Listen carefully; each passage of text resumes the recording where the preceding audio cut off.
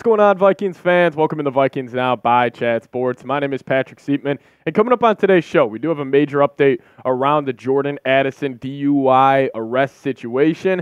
And then I do want to talk about the possibility of the Vikings trading Addison. I'll say this, I do not believe the Vikes should trade Addison, but I do think we should talk about it. And then on the second half of today's show, let's just say something goes down with Addison. He's suspended for the whole season. Who are some wide receivers the Vikings could bring in as, if we don't have Addison in this wide receiver room, I think receiver actually becomes a dire need for the Minnesota Vikings. But before we dive into that all, guys, we're actually 8 subscribers away from 25,500 subscribers. That is awesome. So thank you guys so much for showing support on the channel as of late. But hey, if you guys haven't already, hit that subscribe button. Never miss a thing around this Jordan Addison situation we have. I'll keep you posted with it all. So hit that subscribe button to help us reach 25,500 subscribers. But this is coming in from Ben Gessling. He was on K-Fan yesterday talking about the Addison situation, and he brought up a very interesting point. He said, I think the point you made, though, about a DUI is a good one in the sense that the arrest report does not talk about BAC content, which is very, very interesting. He says this, if it was an edible or something and not alcohol, that's illegal in California. So that may change all of the nature of this too. So if it's alcohol, I think the precedent for that is 3 games, and the optics of it are obviously really bad at the moment. And listen, I agree with Ben. There's no doubt that if this is a marijuana DUI in comparison to an alcohol DUI, that changes things. And by no means am I saying it's okay to drive high in comparison to driving drunk. You shouldn't do it at all. Always call an Uber. But I think Ben made a good point, because if this is, if the NFL gets this in their hands and they're the ones, asserting a suspension here, and it is a DUI, I think they could almost overreact where it could be more than 3 games. I think it could be almost an 8-game suspension, considering what happened last week to Kyrie Jackson, then also what happened last offseason with Jordan Addison. So I think no doubt this changes things. If this just comes out that, he took an edible and he was hopping off the plane and he just fell asleep at the wheel, still a very bad look for Jordan, not disputing that whatsoever.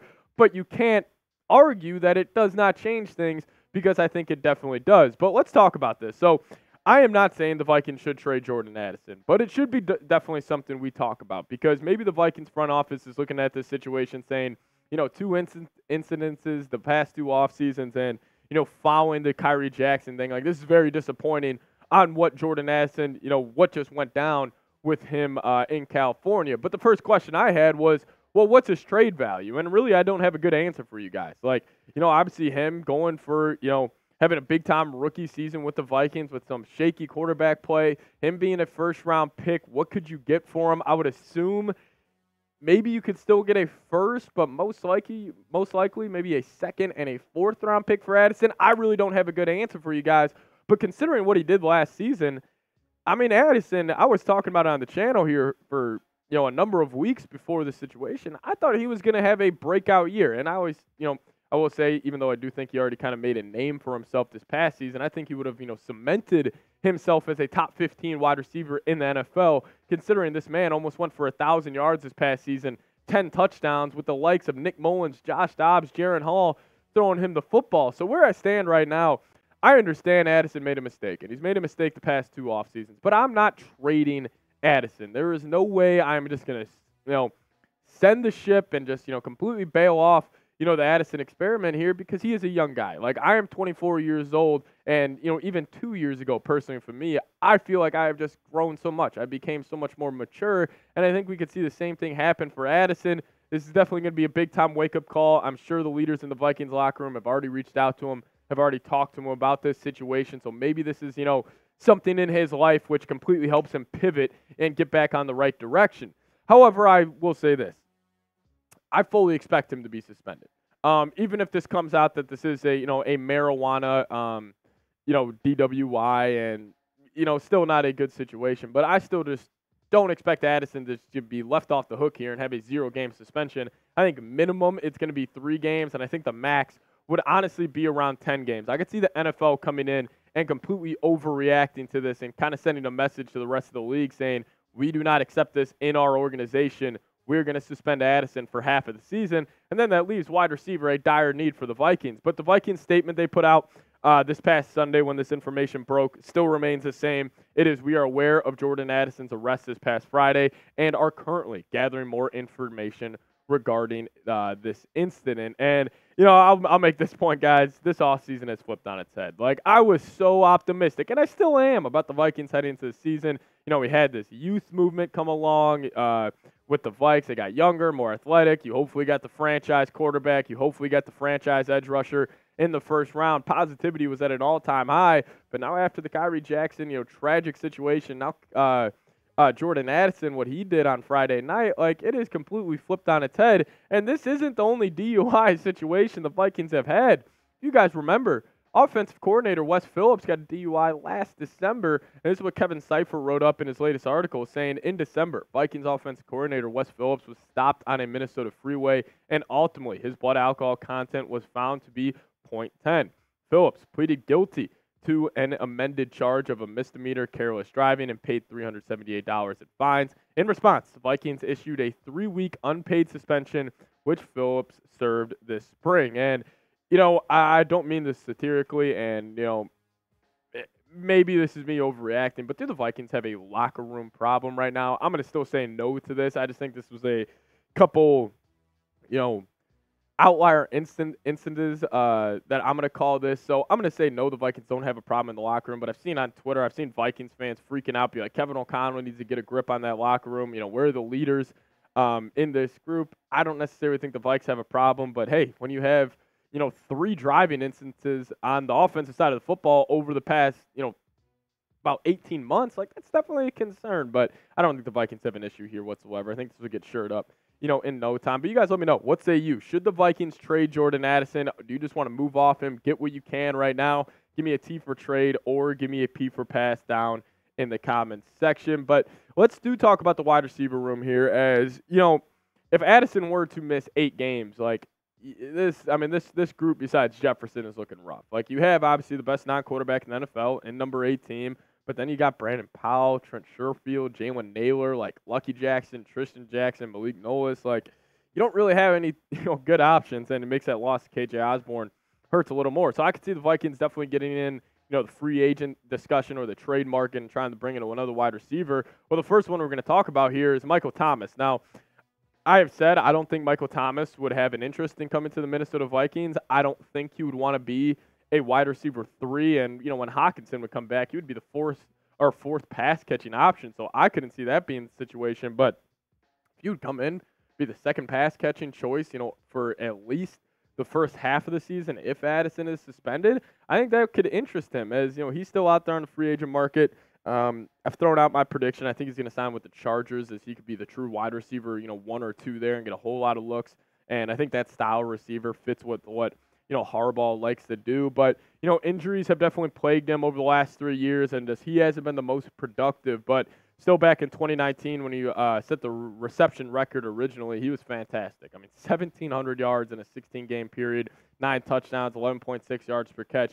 He was special that year, but the past 3 years, definitely been a down low stretch here for Michael Thomas. But number 2 for me, I do have Hunter Renfrow, and originally when I was thinking about this, I would have loved Renfrow as wide receiver 3, but bringing him as wide receiver 2 and him and Brandon Powell being 2 and 3, like, they necessarily play the same style of receiver where they're the guys that are going to create separation in a phone booth, super silky, smooth wide receivers. And Renfrow's had a good stretch of his career. Mostly back in 2021 when they called him third and Renfrow in Las Vegas. He was great on third downs.